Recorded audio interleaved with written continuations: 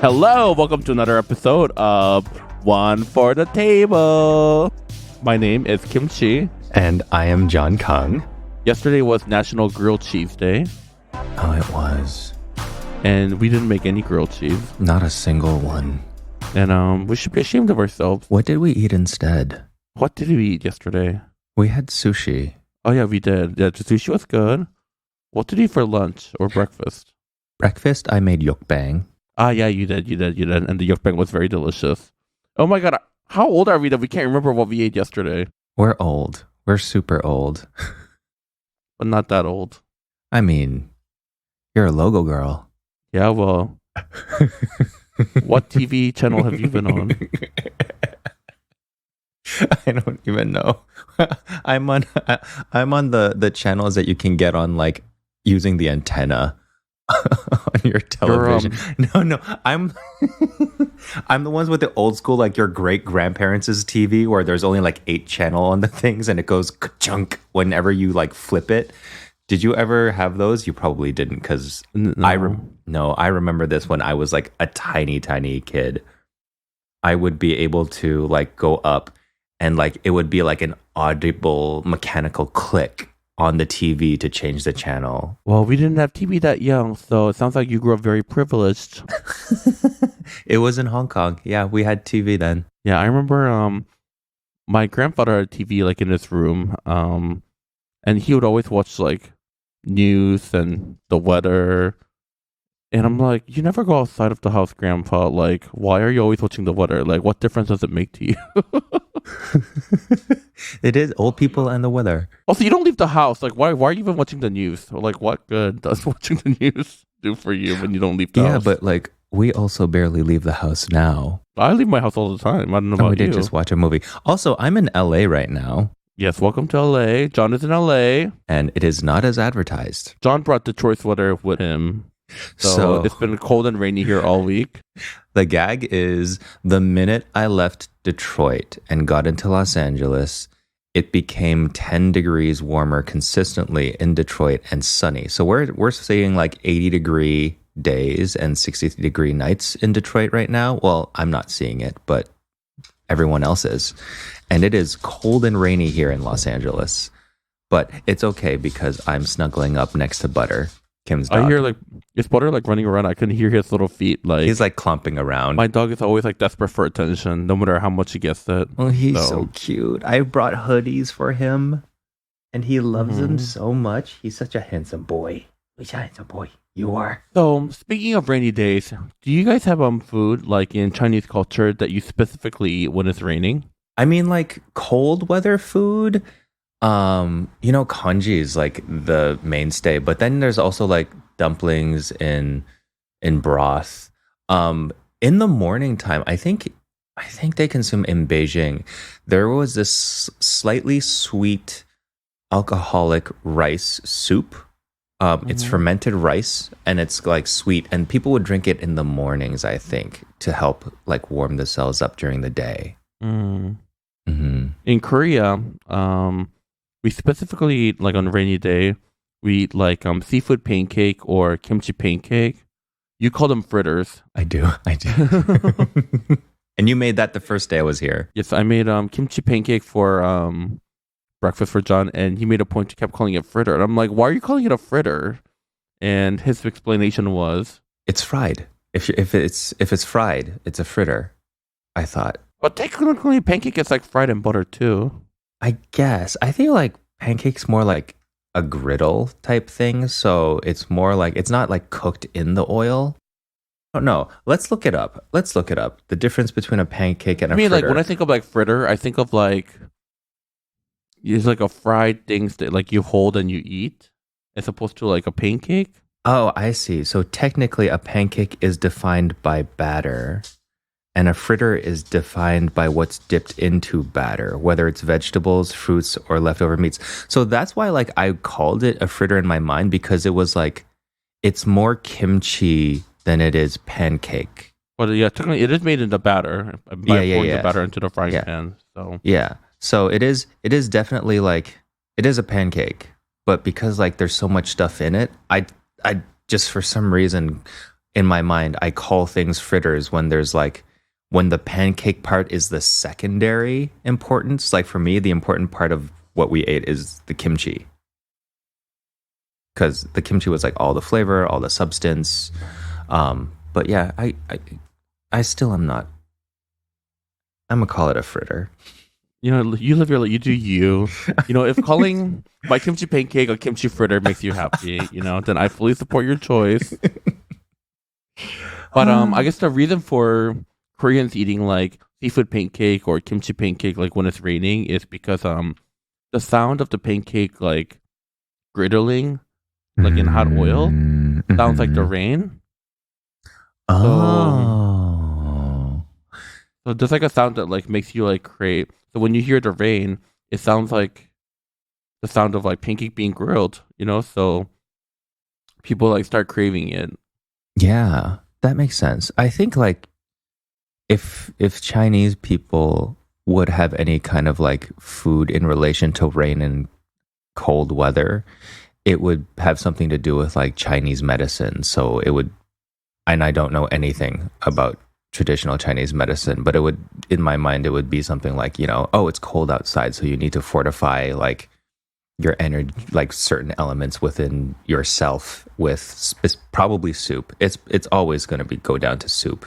I honestly, because I'm getting like cold or whatever, I feel like it's just like we always talk about how we're so old. We're not that old. We are. But I want like soup all the time in my life, breakfast, lunch, or dinner. Oh, like yes. Even like if I don't get soup, even if I just get like rice with like hot water poured over it and just like eat with like pickles or whatever, like I'm satisfied. But I need like some like warm liquid going down my throat and my tummy into my tummy. Say it. Hot. Love that for Hot. you. And it's just like the sensation of like warm liquid, you know? Like that is also like food. When I was younger and I would get together for Sunday dinner with like my grandparents and my uncles and my dad and stuff, I would actually like on my own put my rice into my soup to make the rice taste better and make it like, I guess I liked the feeling of like the slippery rice and stuff as I was eating it with the soup. And I distinctly remember my grandmother like saying that, you know, that's why he's so fat. Because I was a big kid. My grandma was like, he's eating the rice so quickly by drinking it with the soup. He's not giving, like, I think she said, like, it's not giving his body time to digest it fully. So it all just turns to fat. And that's why he's so fat. Like, that is, like, not true at all. It's not true at all. But isn't that just, like, Asian grandma logic? Yeah. In Korea, we have this thing called toryum. And if you go to, like a stew or like soup place that knows what they're doing, they give you the rice in the soup already, but then they pour the hot broth in it, pour it out, and then pour the hot broth in, pour it out, and they'll like repeat it over and over again. So then the rice like warms up to the soup. Wow. So then when they finally like serve it to you, the flavor of the soup is like already embedded in the rice. Wow, that sounds delicious. Yeah, because after you like normally put the rice in the soup, it takes like a few minutes for it to like soak up and all that, and it also like soaks up more soup in the process, and it like cools it down too. But this way, you get like the cleanest hot broth with the rice already infused with the soup. It is delicious. I love that we're talking about this, and we have sulong tongue in the kitchen right now, ready to go as soon as we're done with this podcast. Yeah, so we told ourselves like, if we do sulong tongue first and record the podcast, we're going to be too tired and sleepy to like record anything. So just like dogs that are motivated by treats, we ordered the sulong tongue, and we're not going to touch the sulong tongue until we finish recording this podcast. So we're not taking any breaks this time. Oh, yeah, you could take breaks. You want to take a break? We could take breaks. Just kidding. It's only been 10 minutes. It's been 10 minutes. What else did we eat while I was on this trip? So we had like the kimchi pancake. What did we eat? Oh, that Thai restaurant. Oh, so yeah. Yeah. We're not going to name names. Yeah, we're not naming names. No names. one of our friends was having a birthday party, so we went to this Thai restaurant. And it's a Thai restaurant that I've already been to before. Very trendy, very like Instagram worthy. It's very pretty. I feel like if you told them that much information, people in LA can already figure out what restaurant we're talking about. No, maybe not. Okay. I don't know. Maybe. I don't know. Either way, Yeah, we're not going to whatever. tell you. We're not telling. Yeah. So, anyways, when I eat Thai food, there are certain flavor profiles that I look for, and that is like deep down, like spicy that like hits you to the core, super stinky, pungent, but also like Mhm. very acidic, sour, Lots of fresh and flavors then too. and then sweet things are also like very sweet. Yes. Like I feel like, at least just from my experience with Thai cuisine, all the flavor, if they want you to feel something, you're definitely gonna feel that profile. For sure. It's very vibrant. If something is gonna be salty, it's gonna be super salty. If something is gonna be sour, it's gonna be super sour. Like there's no like subtlety in a way, but in a good way. And that's why I love Thai food. Hmm. Well, this restaurant, the food is anything but that. Okay, so it wasn't like offensively bad. It No, was nothing is mid. bad. Everything is like, It was don't want to be fine. offended by the food. Yeah. But unfortunately, like the service didn't make up for it. So it was obviously like a trendy and modern restaurant, with the way they were decorated and with obvious like the price of all the stuff. But like the service wasn't reflective of that either. Okay, well, first of all, let's focus on the positive. I appreciate them trying to take like Thai cuisine and elevate it to a level where it's not just like a pile of food on a plate, but it's aesthetically very pleasing, you know? Hmm. Um and they're definitely trying to like be more like a higher end, like they're using like nicer ingredients like short rib, Hmm. like giant prawns, like lobster. Yeah. So it did feel like it was like on the higher end of things. Yes. I agree. And they had like interesting cocktails and stuff. Which Mhm. I just felt like every like the cocktails and stuff, like they were just doing way too much. Yeah, the cocktails were like unnecessarily like cumbersome.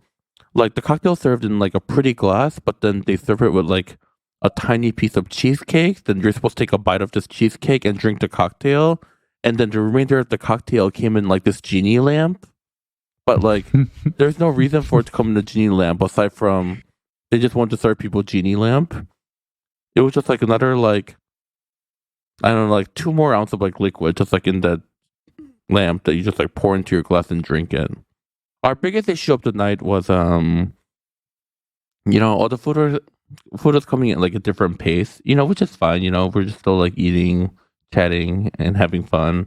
But then for some reason, my entree like never came out. So Yes. then we were all done with the meal. So then finally, like I like tracked the server down and I asked, "Hi, my entree's like still missing." And he's like, "Oh, well, let me check on that." And then he like went Hmm. away. And then when he came back, he's like, yeah, sorry, they brought your entree to the wrong table and they just like never made another one.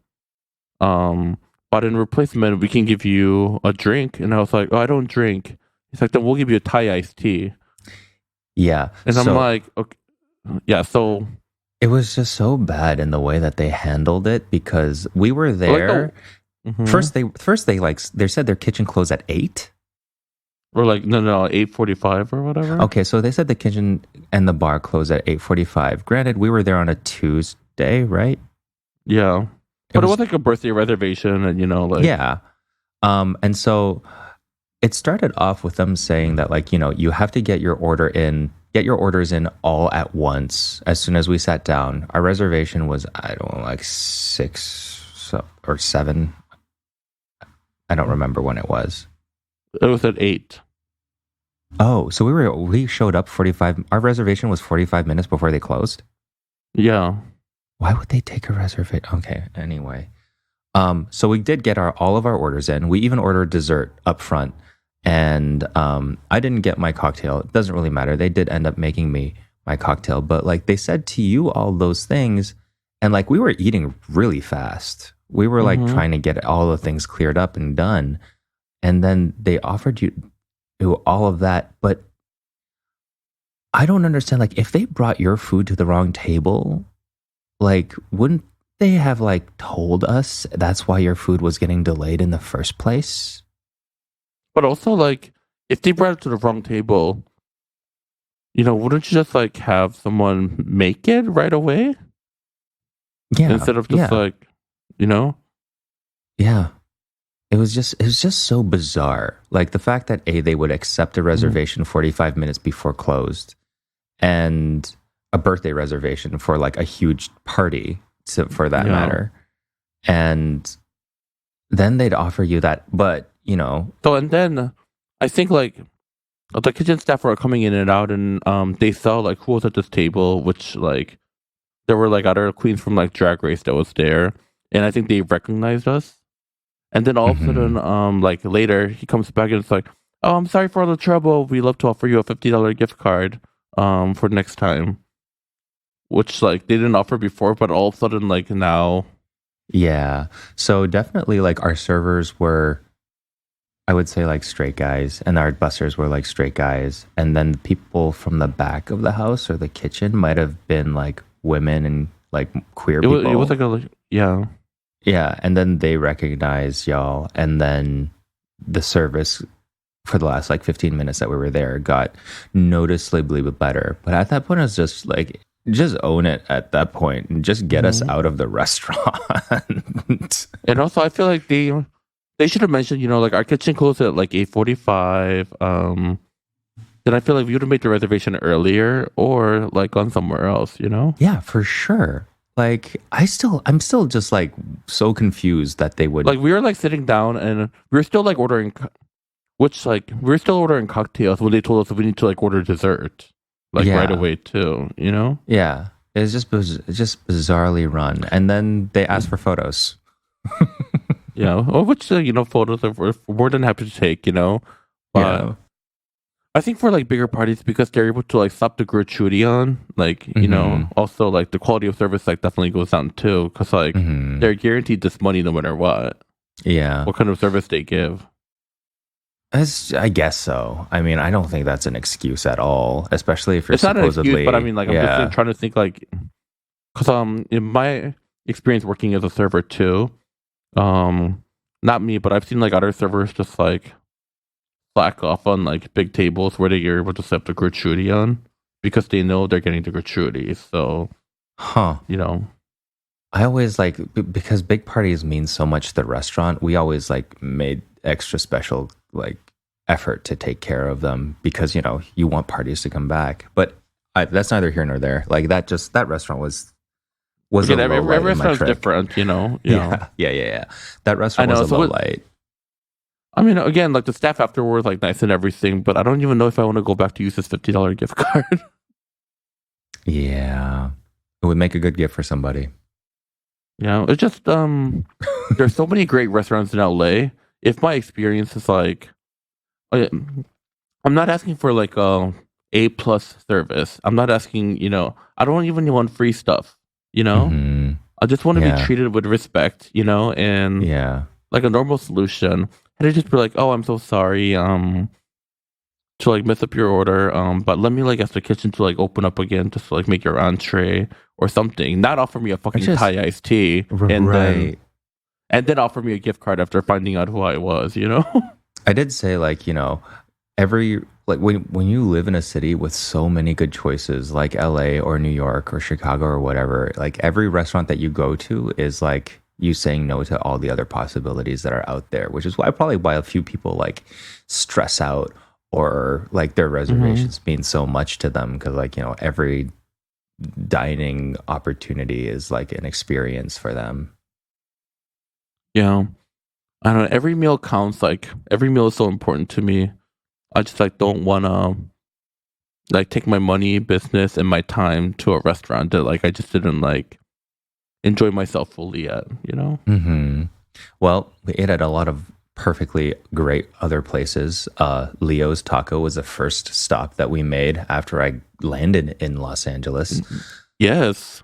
And it was so good. It's like I've eaten there once before. Their tacos al pastor was so delightful. Oh my gosh. Yeah. If you've never been, it's on La Brea and Pico, I think. I don't know the exact street. You look it up. Leo's taco truck. But it's one of those places that makes like the giant like vat of al pastor, and then they like slice a giant piece of pineapple for like every al pastor order. And then this is also the place where I introduced Jonathan to al pastor fries. Oh my and god. changed his fry life. So good. Oh my god. It's just cheesy, creamy, meaty, just loaded fries with all the best Mexican flavors. And then we had asada fries. Oh, Mm-hmm. And I will say this, Canadians, I love you, but like poutine's got nothing on asada or pasta or fries. I say this as a Canadian. I love poutine. And it has a special place in my heart, but I do appreciate the spiciness of that comes in like asada fries. But yeah, I also love cheese and gravy. Like whenever I eat like rich things, though, I need, not to sound Korean, but I need some sort of like pickle or some sort of like acid to like offset it. And poutine is, everything is just like rich and heavy, and there's no like oasis of like refreshment, you know? Well, also, but like poutine is a cold weather food. Like poutine is like a quintessential thing that you eat when you're taking a break. You know? I mean, but you consider the climates where you eat them both. Like poutine is where you take like you're taking a break from skiing at the chalet and you're getting some like loaded poutine. You want that gravy and cheese and stuff. So you want that richness to just keep you warm. But are you telling me that poutine would not be elevated by even just like pickled onions or pickled jalapeno? Or I've seen people put caramelized onions. Actually, I've seen people put like caramelized onions and bacon and stuff like that. It's just not. Also think like the beef mushroom gravy and the cheese curds just don't really take to any kind of acidy flavors that would really work necessarily. Maybe a pickled onion, or a pickled garlic, but it would have to be a pretty mild pickle. I would see stuff like a malt vinegar work better. Pickled red onion might be good on poutine. But yeah, things... Or pickled carrots. Pickled carrots, I think, will be fabulous. Yeah, that could work too. I mean, go tell Canada to fix it. Canada. Or Montreal. Canada, make it work. Make it work, Canada. Y'all heard it here. I want pickles in my poutine. New York has disco fries, right? I think those are a New York one. Well, what's disco fry? I think it's like the same thing, but with a different kind of cheese. I don't... Okay, hold on. Disco fries. I'm looking it up. Oh, it's New Jersey. Crinkle cut fries, homemade gravy, and gooey mozzarella cheese. So instead of like the cheese curds, it's mozzarella and crinkle cut fries. Oh, it sounds like poutine. It just sounds like poutine. But it sounds good. Yeah, it does. Yeah. Maybe I'm just hungry. Oh, cheddar cheese sauce, melted Gruyere, beef gravy, or chicken gravy. Okay, I'm so... You know what? The world may be a tough place, but like the plasticky cheddar cheese sauce, it's like a secret guilty pleasure of mine. I bet it is. Like I don't eat it often, but like, just like Velveeta melted with like crappy salsa and mixed together. Yeah. For queso. And it's like, when it's warm. It's something maybe I eat maybe once a year, but when it hits, it hits. Are you talking about that cheese sauce that you can like get on your nachos at the movie theater? Like you push a button in a machine and it just kind of like spits this stuff off. Yeah. Yeah. Yeah. Yeah. You know what time it is. Yeah. Okay, and then we had California Rockin' Sushi. Oh, yes. Okay, I'm not being paid to say this, and like I'm not sponsored. I just genuinely like love this place, and no one knows about it. It's like so underrated, but it's in Marang Plaza, which is like a plaza in Cape Town. There's like H Mart in the basement, and there's like all these different establishments like all over. But the sushi there is so good. California Rockin' Sushi in Cape Town, like check them out. If you heard the name like California Rockin' Sushi, you're like, that's a dumb name. They probably have crappy sushi. And you found out it was in a mall. Yeah, look at the second floor of a mall. But the quality of the sushi there is so high. The sashimi hits. So good. The service is great. The owner is so nice. Like everything there is really, really good. Yeah, I had the sashimi thing, and like the way the presentation, like they give you that box when you get like the sushi deluxe set, and then like I get like a freaking landscape for my sashimi, and everything was, as you said, so very fresh, and it was so gracious. You would I would, if I lived here, I would gatekeep that place. I would want them. I would bring my friends. To take them so that like, Yeah. I would support the business, but I would never broadcast it. See, I want them to like do well because I want them to be around. Or even like do so well that they open a location closer to where you live. I mean, they're already like only 7 minutes away. Are they? Yeah, Oh, that's right. it takes like 2 seconds to drive there. Everything seems so far away here.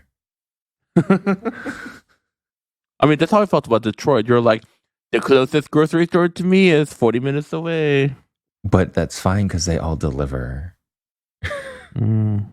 That was the closest Costco. The closest Costco is 40 minutes away. The closest grocery store is like 10. Oh, I meant the Asian grocery store. Oh, yeah. When I took you to the Asian grocery store, that was only like 20 minutes. Felt like 40. It only took longer because we decided to stop by Meat Fresh. Oh, that's probably why. Which is how far away from here? Oh, like a whole hour away. Yeah, exactly. Okay. So, Oh, what, you want to fight? Yeah.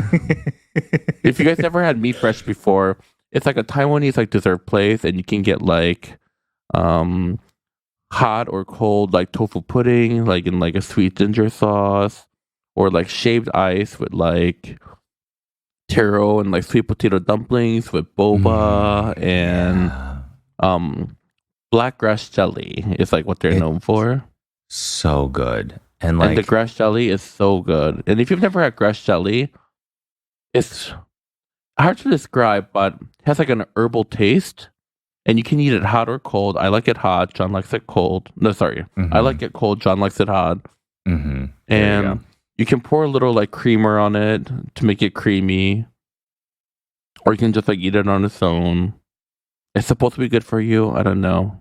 I don't know. I mean, like it's all sugar at that point. It just tastes good. Yeah. It's good. But it's like not like is with every Asian dessert. Like the best compliment Asians can give to a dessert is when we say Should it's we say not together too on count of sweet. three? Oh, damn it! I already said it. Sorry. Edit that out, Rob. Should we say it together on count of three? Okay. 3, 2, 1. Not too sweet. John! It's really confusing when you're in the same room. I can hear the echo. John, where's You had one job. I know, and I'm bad at it. Let's try again on count of 3. Okay. 3, 2, 1. Not too sweet. Oh my God! Okay, it's really hard because I can hear you say it in person, and then there's a delay when it comes through the computer. So I'm saying, Just say it when you hear it in person. Okay, why don't we just keep all of it? And they already know that we've been struggling to try to do this. Okay, let's try. We're gonna get this right. Let's try it again. Okay. 3, 2, 1. Not too sweet. I'm so sorry. I can't. It's so. Okay. She's so bad at me.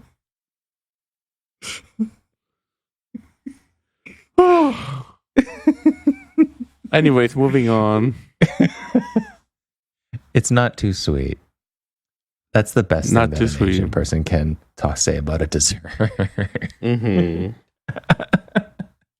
The show is. Mm-hmm. So yeah, if you're in Madison Heights in the Metro Detroit area, I think they have a location in Madison Heights and they have one in Troy. And then in LA, they have a location in where?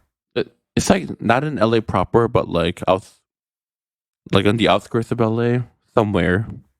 It shows up on my DoorDash, but it shows up as like 8 miles away or something like that. So I've never been in person. That's wild. You can go 8 miles and still be in the city of Detroit. No, like 8 miles in LA is like a long journey.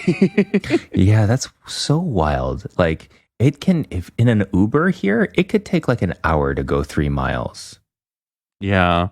Or it could also take like 5 minutes. Or it could take 5 minutes. But like if you're in traffic, you're like screwed. You could walk faster. Yeah. There's no like rhyme or reason to like how like LA is. It just is.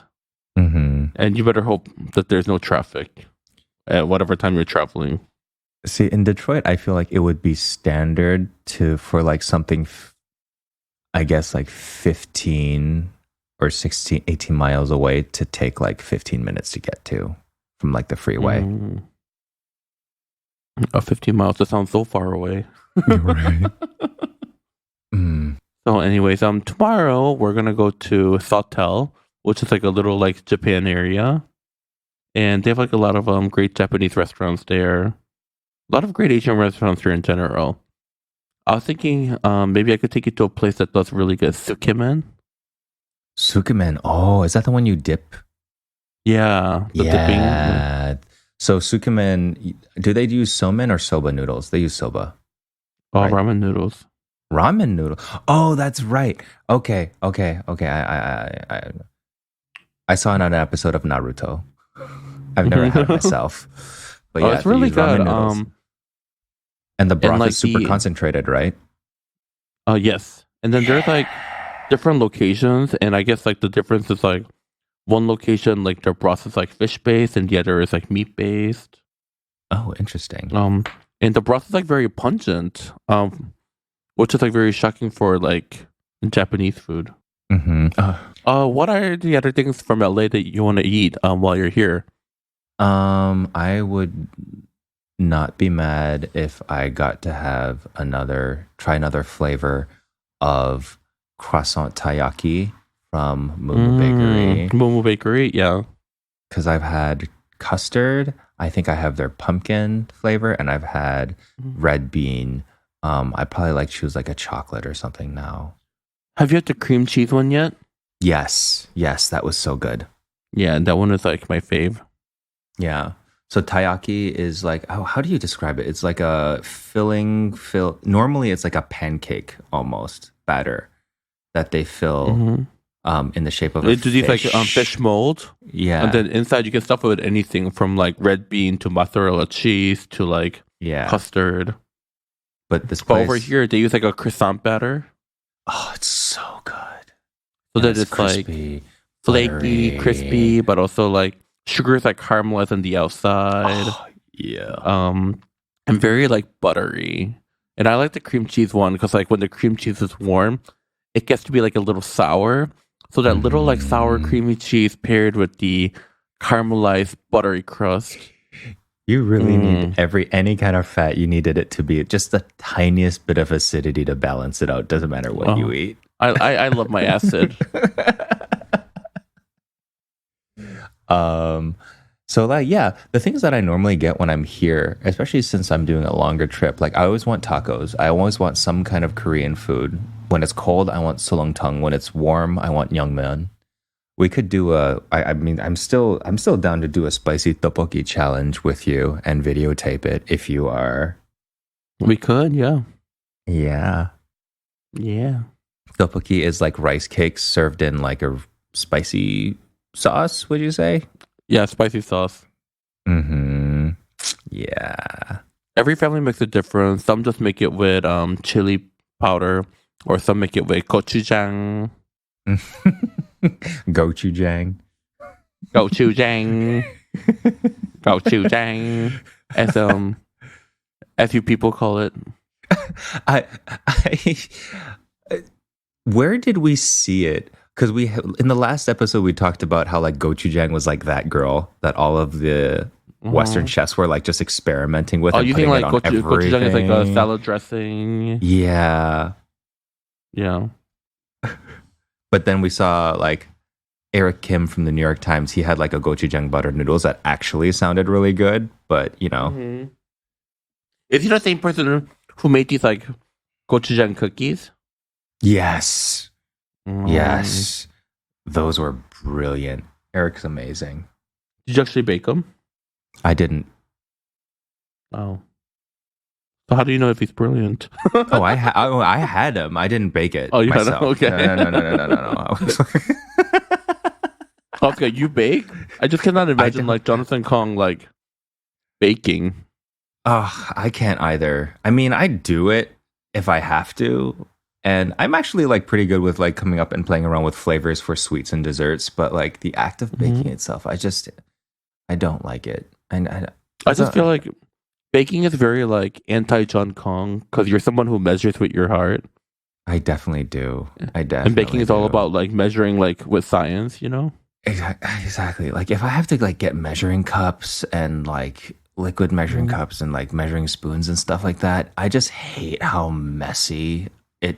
I'm already like a pretty messy person in the kitchen. Like I do my best, and if I have to put on my professional hat, I can keep it clean. But like if I'm in the kitchen just like doing stuff and I gotta take a lot of cups and spoons and stuff and like, you know, I just don't enjoy it. It's just like another thing to wash for something. You know, that, you know, maybe it's the Chinese in me, but like I try using chopsticks for everything. And if I can't cook an entire dinner using chopsticks, then I'm like cranky about it. Also, I just can't imagine like the John Kong having that much sugar in his home. I don't even think I have real sugar in my home.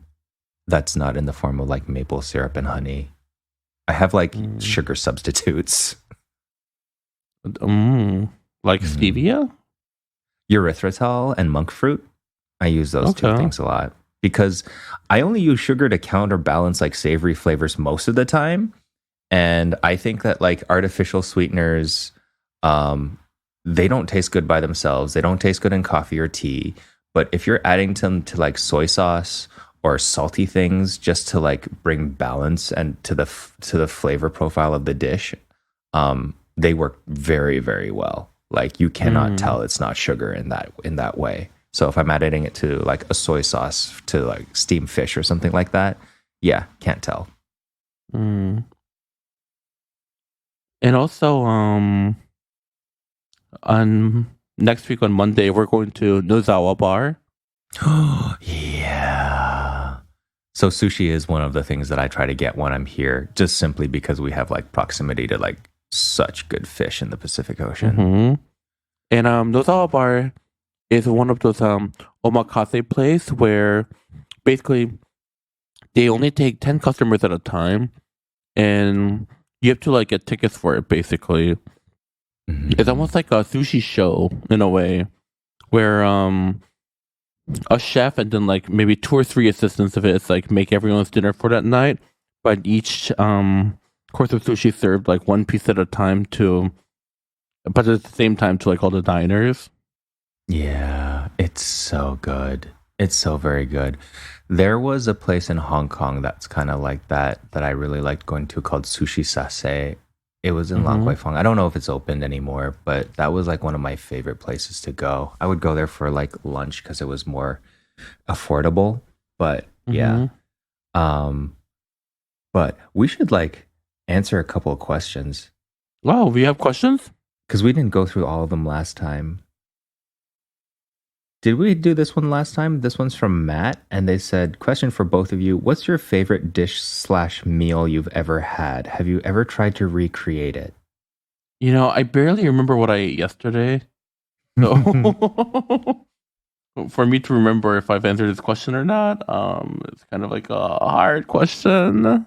So my most vivid food memory was like eating something that wasn't even cooked. I was on this like, oh, I don't know if I've said this on any of our previous episodes before, but like I was on a rubber boat with my uncle, and we had Mm-hmm. gone, we'd gone. They called it crayfish, but they were spiny lobsters. And so we would Mm. catch these spiny lobsters in lobster traps. And then anything that was, and totally not legal, but anything that was like not big enough to, and we didn't do this with all of them. It was just like every odd one, like everyone that was like not big enough to throw back, we would like break open and eat on the boat with soy sauce that we brought on the boat. So it was like Mm. straight out of the ocean, super fresh. And we had like sashimi there, spiny lobster sashimi. And it was like, it was sweet. You'd think that it was swimming in sugar water the whole time. So that was my most vivid memory. That's not something that I could like ever recreate. Mm. That was also my favorite thing that I've ever eaten. I was 16 years old Back in the day. Oh my back god. in the day. Was it the 80s? Shut up. Oh my God. That's so shady. We're moving on. Next question. Wait, I didn't get to answer the question. Oh, yeah. I think you said enough. Whoa. My favorite thing that I've ever eaten. I'm probably like the dish that like I talk about all the time, and I'm talking about this podcast many times too. Is the black pepper bun from Taiwan? Oh, yeah. That I just cannot find in the States. It's not a thing here. So strange. It's not I hard to know. make, and it's not impossible to make. You just don't find it No, here. you just need a tandoori oven. Yeah, you need the oven, and I guess you like also have to be willing just to do that one thing for your job. Mm-hmm. Yeah. Well, unfortunately, yeah. My answer is the black pepper bun, and it's a special thing that I get every time I go to Taiwan. But yeah, I can't find it in the States. But if anybody knows somewhere in the States that has them, let me know. I'll be there. When is Taiwan on your tour? It is. Oh, damn. You're lucky. It's a tour stop for you, so you'll get That some. that fish market. Mm. So, oh, yeah, that fish market was so good. The sushi there was really good. Oh, I'm so jealous. Voss, you can pick me up and I'll tour with you. Tell Voss. What would you do on tour? I have no idea. I can be an announcer, maybe. I don't have any talents. Okay, we'll do one more question. Elvis asks hi. First, I want to say thank you both for creating this digital space for queer Asian people. I'm so excited to listen to see how it grows. My first question is for John. I'm relatively new in my culinary career after switching from being a longtime microbiologist. Damn. What advice do you have for someone that's just starting out who's made a drastic career change? Well, he didn't ask me the question, but to give the audience a background, John used to be a lawyer, and now he's a, I was a lawyer chef. for I was a lawyer for 10 minutes. And now But you I'm a still cook. were a lawyer. You went to school for it. It's true. It's true. And I still think I made the right decision because it took me to like the career that I have now. But it's weird because this question is like, I've kind of I've transferred out of being in the culinary industry into like content creation. So it's just advice do I have for someone that's just starting out, like with a drastic career change? Well, the beauty about it is when everything's so exciting and new, you have this like energy to just do so much more. I basically was like, when I made the switch to being a cook, I was willing to work so much for like so little. And I think the advice that I would have is not to do that at first. Understand what you're worth, know what you're worth, and know what your labor is worth.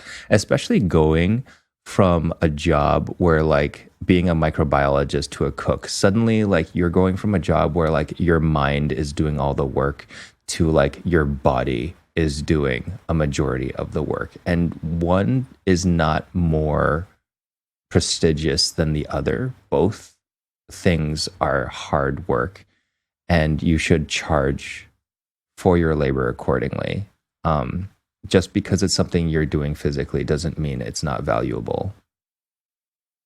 And that's like what I have to say about like the restaurant industry in general. Like, everybody's lives are better because of the existence of the service industry, but for some reason people love to hate on it and people love to shit on it. And meanwhile, they work these office jobs that honestly like don't enrich the lives of as many people as the work of chefs and cooks and servers do. So charge accordingly and charge the fair amount and charge full price. Don't be afraid to charge your full price. That's what I have to say about that. And the second question, he has another question. The second question is to both of you. I'm at the point in my life where I'm learning to step into my power and in my identity, and I'm interested to know, how has being queer and Asian affected and informed each of your careers in your respective industries? Thank you. I feel like, if anything, at least in my profession, like with doing drag, has made me stand out more. Especially like around the time where like I was coming up in Chicago, there were no other Asian queens around aside from Gia Gunn, and her aesthetic is obviously completely different from mine, you know.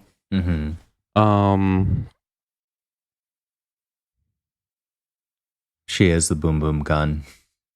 Yeah, I mean, she's great, like well, a great entertainer. But I don't know, because when I was growing up, I've always thought to myself, like, life would be so much easier, like, if I was white, or if I was, you know, black, or, you know, just to, like, fit in, like, with, you know, like, the people like, that are in town better. Just because, like, I've moved around my entire life, and I just never felt like I, like, belonged anywhere. That is like an Asian in the Midwest feeling, where it was like you felt by yourself. It's so easy to feel so alone out there. And growing up now and looking back, like growing up like Asian American, like in this space is like what made me like special and like stand out like against everybody. And I wouldn't have it any other way. Now. now, but at the time I didn't know, you know? Yeah. It sucked and was isolating then. And I think it does make us more sensitive to, I don't know, people coming into our, as you say, power. Like, we do, even though we were, like, Kim and I never knew each other as kids and stuff, but we definitely had like somewhat of a similar enough upbringing where we understood the struggle, and we'd meet people from all over the country and have these similar stories to share. And I think we have like as a result, we have like a humor, we have like our own little subculture that understands this. And like one of our like longest running inside joke is like the lunchbox trauma. Yes, lunchbox trauma, also the name of our heavy metal band. Where like every like Asian kid has an experience of like bringing like food from their culture to school, and then kids at the school going, ew, gross. And that traumatizing you from like ever eating those food again in public. And that trauma like totally informed probably a good 3/4 of narrative Asian food TikTok content for like a year. Everybody had a story that like, you know, was based off of that. And we all found like, we found solidarity in that. And we also realized that it was there was nothing wrong with our food. Our food is the best food. And now our food is like being celebrated. Now our food is fucking being put in cookies and buttered doodles. That was a Korean person that made those things. Now our food is being put in like salad dressings, and now our food is being sold at Trader Joe's. There you go. That's when you know. Yeah. Anyways, we like to conclude this podcast with the announcement that there's a reason why we talked about all the things John ate in LA, because John will be moving to LA soon. I'm not moving to LA, Kim. He's never moving to LA soon. Not with the shit weather that you have here. God. Shit weather. It's raining right now. Listen, Detroit, where 6 months of the year you have winter and the other 6 months is construction, and that's your only 2 seasons. It's true. But up until it started raining, it's been pretty dusty here. I will say LA is so much nicer now that you have water. Yeah. Millionaires love it because their lawns are nice and lush. Well, I do like to run past those lawns, so I do benefit, I guess. Yeah. All right. Yeah. I want to have some soup now. So okay. I will let you have some guys soup later. Yay! Thank you for listening to our rambling on. Good night.